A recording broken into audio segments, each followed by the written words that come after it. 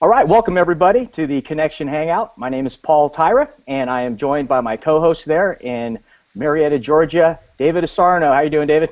Hey, Paul. How are you? Doing fantastic. Doing fantastic. How's everything going there in Atlanta area? Oh, it's absolutely amazing. We're getting ready for our live event on the 14th, so Yep. everything's awesome.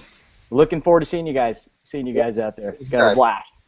All right, Yes, we're also joined online by Brent Brooks, who's going to be moderating the comment thread. It's right underneath the screen. So please type right beneath there if you've got any comments, or just let us know where you're tuning in from. We'd love to hear that, and any comments, and Brent will be able to respond there.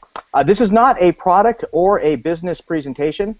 So if you'd like more information specifically about ASEA or Renew 28 now, you could ask the person who invited you here to be on this Hangout for more information. And some of you may see a button beneath here as well. There's like a more info button. You can click on that, and that will take you to there. But again, after we're completed with the Hangout here.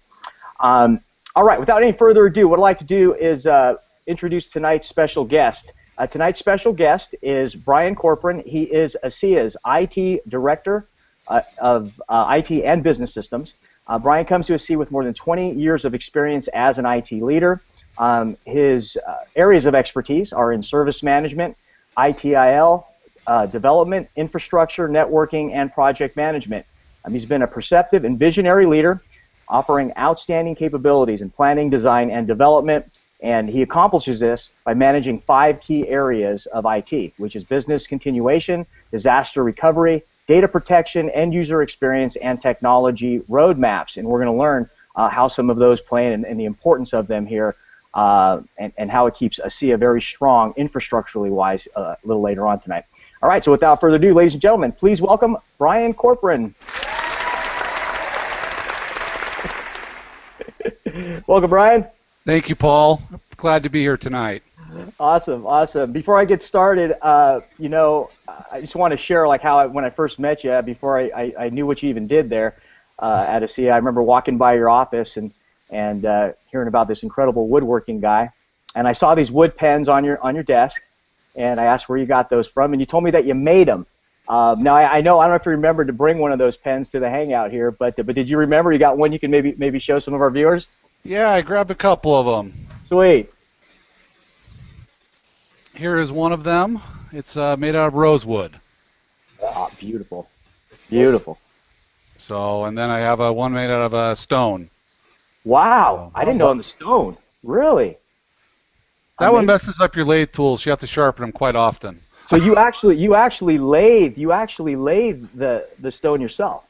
I do, yes. It's made out of a jeweler's rouge, and it's called True Stone for those who like the woodwork. Wow, so, that's phenomenal. I know you build tables and all kinds of other stuff, but what are some of the other stuff you built? Oh, my son and I, we built a canoe about 4 years ago, an 18-foot canoe that we take out on the lake regularly. So. No way.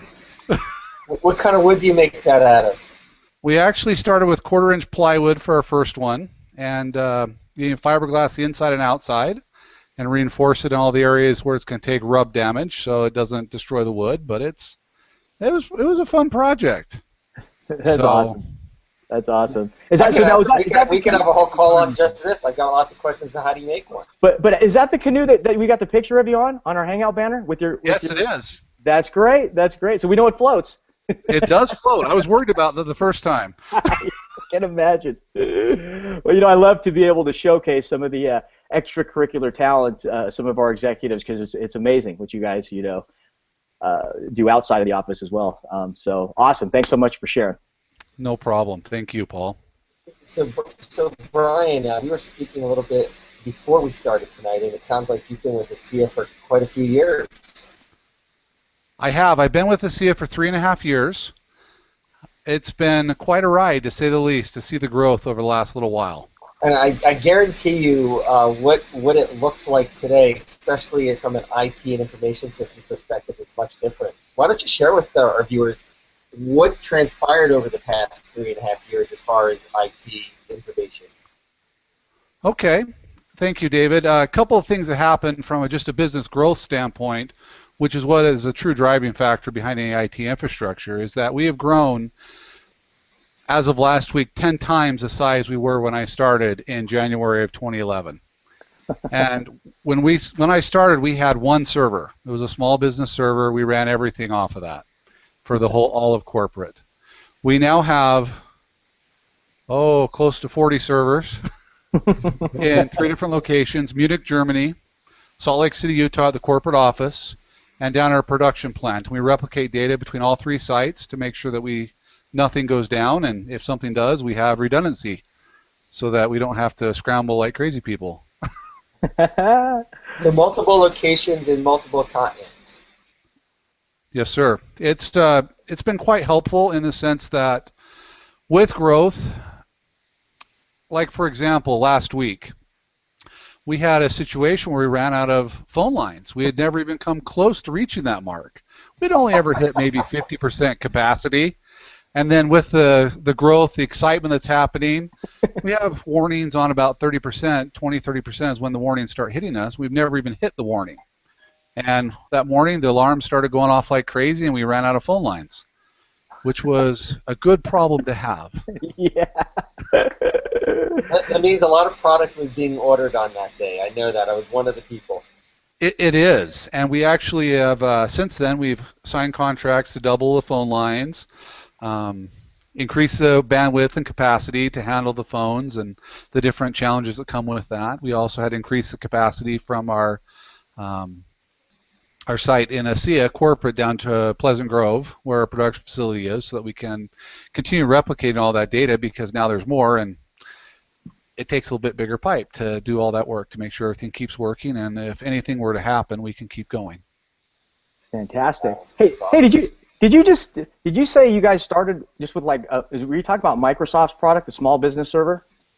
Yes, sir. That was my first project when I arrived. We were within probably 60 days of running out of capacity and not be able to grow anymore. And so that was the first thing we did. We bought a couple additional servers and we forklifted that product out. And we had to basically build it all from scratch and start over, and because that product doesn't scale like it needs to for a company both long term. But yeah, it's a great starting point. I caught that name because I remember implementing the very first release of that product. Must have been 13 years or so, whatever it was ago. So I'm thinking they even kept the same name. I would have thought at least the name might have changed or something, but that's amazing. No, sir. It's a fabulous product for when you first start out. It's great price points. Yep. And it just goes to show the wisdom of Jim and Vertus and keeping things close and tight as far as fiscal responsibility. And but as we grew, we need to make those changes, and some of those changes included moving all of our email to the cloud and a lot of other services, because it scales. As people are traveling, they get quite good service, and it just makes things go really well. Right on. Now, another element of IT that comes to mind is disaster recovery. In other words, what happens in the event of an earthquake, or what if there was a fire in the office? Can you share with our viewers some of the processes and things that are in place that will protect our information systems in case of something like that? That's a very good question, Paul. And it's probably one of the more important ones for everyone to understand when evaluating a company's health. In that, if a company cannot recover from disaster, or say we had an earthquake or there was a bomb scare and we had to shut down the facility, commission still needs to be run. Very important for everyone here. And we still need to be able to take phone calls and do customer service. And so we're in a position at ASEA where we have replicated our phone system. We have basically a cold spare. We can turn it up within 5 minutes. The challenge with our disaster plan is we actually have to get people down there to actually answer the phones. So that's going to be the longer part of that equation at this point in time. So, but you were saying that we have like agents, the way that the infrastructure is, that can actually work remotely from home, and all these other, it really is not dependent that they're actually physically there, correct? Absolutely correct. We do have a program that's in place right now where we do have a number of call center agents that never come into the office. We also have call center agents that work out of our Pleasant Grove production facility that is being transitioned this week. We have individuals, as I said, when I travel to Europe and I have to set the offices there, I make phone calls using our soft phone on the computer to my family, like I'm home, or someone dials my extension, I'm in Europe, it rings, just as if I were sitting in my office in the U.S.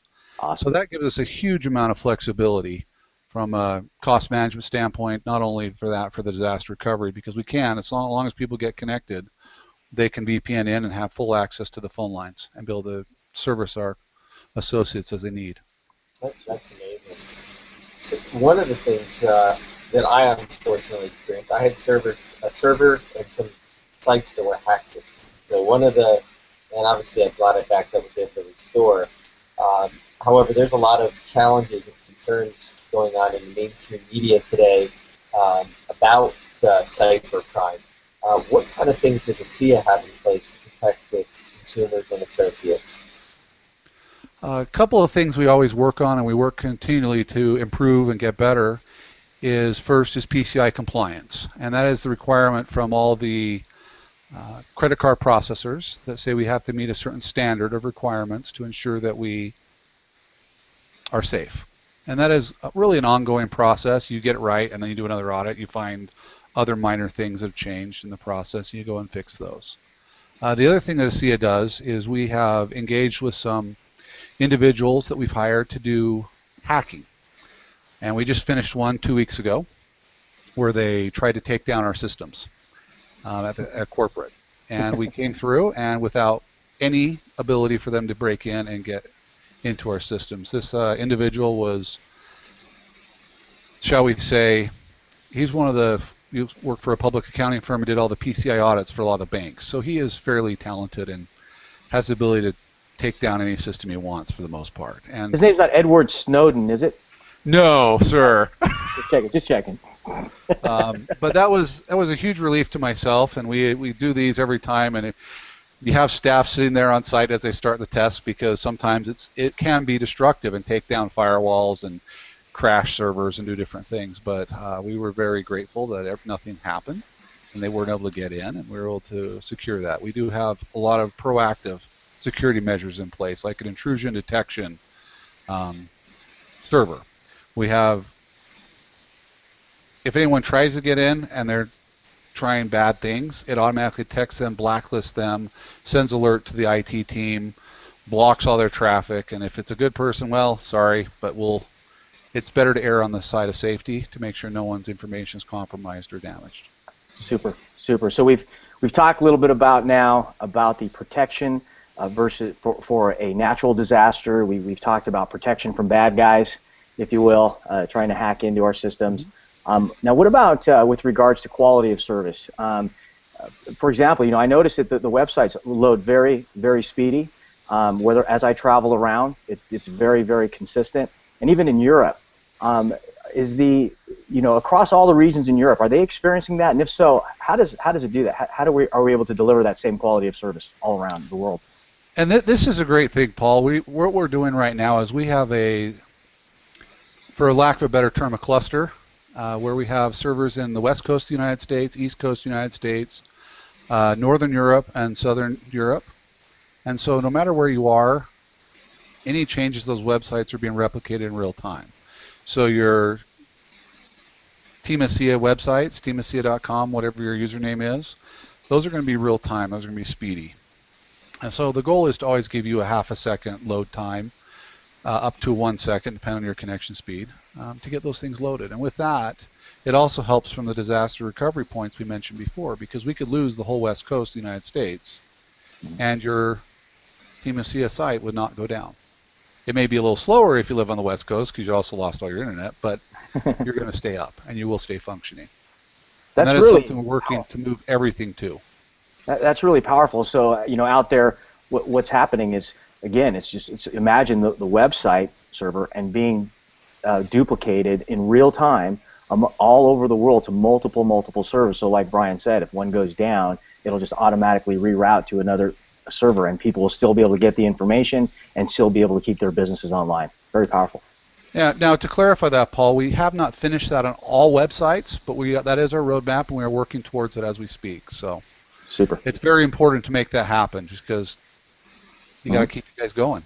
Yeah, absolutely. I mean, we're an information society, and everything's over the web these days. It's no longer for the most part, it's not having a flip chart and meeting with someone one-on-one. We're sending videos, sending websites.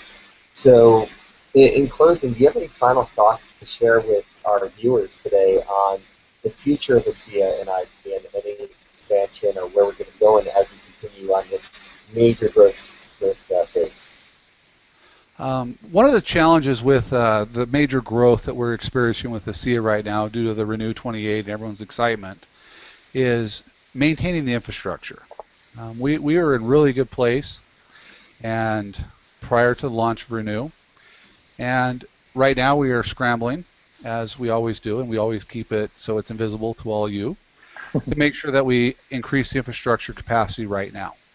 There will be future things such as speed of and ease of use. How are you going to enroll someone when you bump into them at the airport? How do we make sure that you can check your genealogy tree? How do you check to see how you're being paid? Where is it coming through? Are there graphical representations we can provide you from a business intelligence standpoint?